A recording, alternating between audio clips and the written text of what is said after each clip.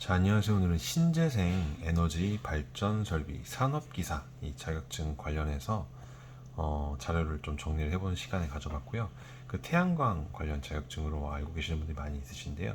아무튼 한국 그 신재생 에너지 협회에 따르면은 2023년도 기준 그 한국의 그 신재생 에너지 전체 산업의 지금 고용 인원이 약 14만 명 정도 지금 추산이 된다라고 해요. 그래서 이 숫자는 어떻게 보면은 이제 뭐 태양광뿐만이 아니고 태양광, 뭐 풍력, 수소, 뭐 바이오매스, 뭐 기타 이런 신재생 에너지 기술을 포함해서 이 모든 신재생 에너지 부분의 고용 인원을 포함한 인원이라고 하니까요.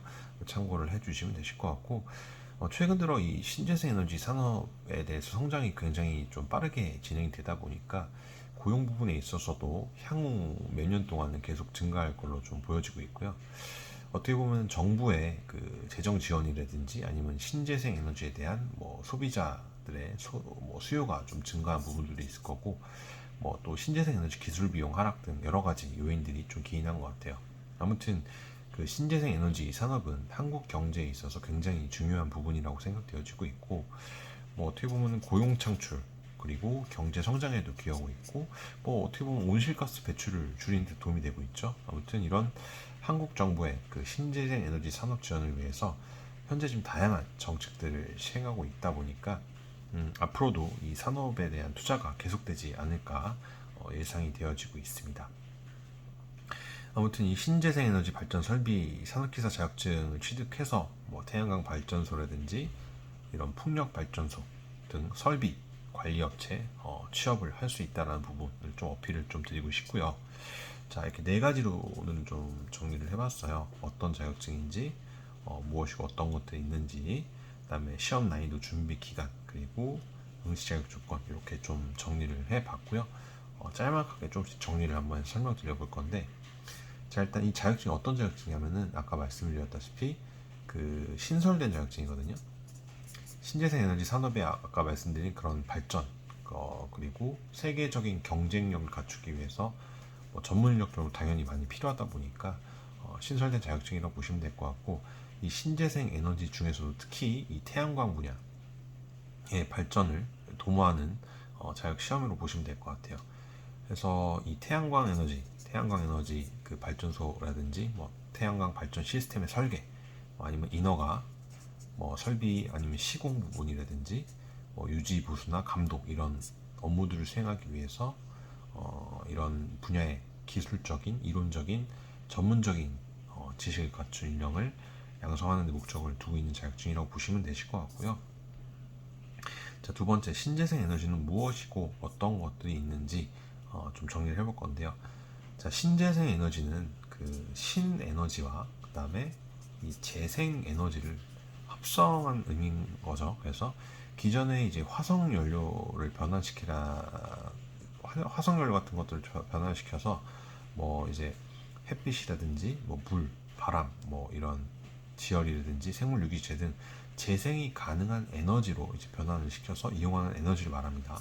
그러니까 재생 가능한 그 에너지라고 보시면 되실 것 같고요. 신에너지는 이제 뭐 연료 전지라든지 뭐 수소, 뭐 석탄, 액화, 가스, 뭐 여러 가지들이 있고 이 재생 에너지에는 태양열, 뭐 바이오, 풍력, 수력, 뭐 해양, 뭐 폐기물, 지열 여러 가지 등이 있는데 특히 이 탄소 중립에 대한 필요성이 지금 대두가 되고 있죠. 그렇다 보니까 이 신재생 에너지가 지금 최근 들어 각광을 받고 있는 것 같고 환경 친화적이고 또 고갈되지 않는다라는 특징을 갖고 있다 보니까 이런 에너지, 친환경 에너지에 대한 중요성이 앞으로도 점점 더 지속될 것 같고요. 그렇다 보니 신재생 에너지의 필요성 역시 커질 수밖에 없겠죠. 이 정도로 좀 정리를 해보면 될 것 같고요. 세 번째로 이 시험 난이도 그리고 준비 기간 어떻게 되는지 좀 조사를 해봤는데요. 자, 현재 지금 신재생에너지 발전 설비 산업기사 이 자격증의 합격률 같은 경우는 평균 지금 40% 정도대로 필기 시험보다 합격률이 지금 어떻게 보면은 평균 40%가 이제 어떤 거냐면은 산업기사 평균 합격률이긴 한데 지금 신재생 에너지 같은 경우에는 이거보다는 좀 낮다라고 합니다. 그래서 평균 합격률이 지금은 기존의 산업기사 자격증보다 좀 낮은 20% 정도라고 보시면 되실 것 같고요. 이 지금 실기 시험에 대한 난이도가 좀 이제 높다라는 얘기가 좀 많이 나오고 있습니다. 그래서 필기 시험 같은 경우에는 뭐 한 달에서 길어봤자 2달 정도 이제 공부를 하시면은 대부분 합격을 하신다고 하는데, 이 실기 시험 같은 경우에는 현재 지금 필답형으로 해서 이 전기공학 그 관련된 문제들이 비율이 늘어나다 보니까 점점 난이도도 올라가고 있고, 이 필기 시험처럼 이제 핵심만 공부하는 것보다는 실기 공부하실 때는 기간을 한 2달, 3달 정도 넉넉히 잡아서 좀 공부를 해보시는 거를 좀 권장을 드리고 싶습니다. 그래서 아무튼 시험 난이도는 대략 기존 산업기사 자격증이 40%인데 그보다 좀 낮은 20%고, 필기는 뭐 한 달 정도, 그리고 실기는 2달에서 3달 정도 공부하면 된다고 보시면 되실 것 같고요. 자, 그렇다면은 이 최종 학력에 따라서 이 산업기사 응시 자격이 안 되시는 이제 비전공자 분들도 있으시겠죠. 고졸자 분들도 있으실 거고, 그러니까 비전공자라고 하면은 대학을 졸업했는데 조건이 안 되시는 이 비전공자.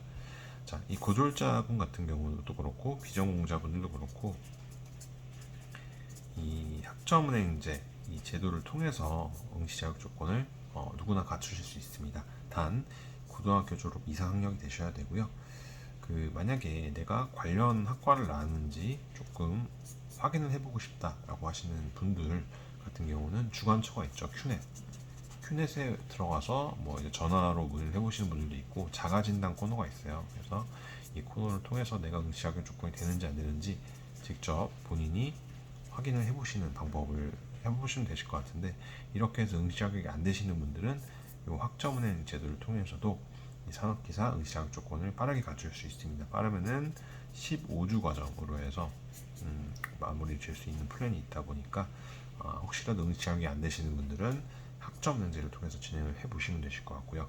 전문적인 또 상담이 필요하실 수 있겠죠. 그러신 분들은 하나의 카카오톡 온라인 상담 창구 통해서 문의 주시면 또 저희가 학점은행 제도에 대해서도 자세하게 또 상담 컨설팅 도움 드릴 수 있도록 하겠습니다. 오늘 준비한 영상은 여기까지고요. 다음 시간에 또 좋은 정보로 찾아뵐 수 있도록 하겠습니다.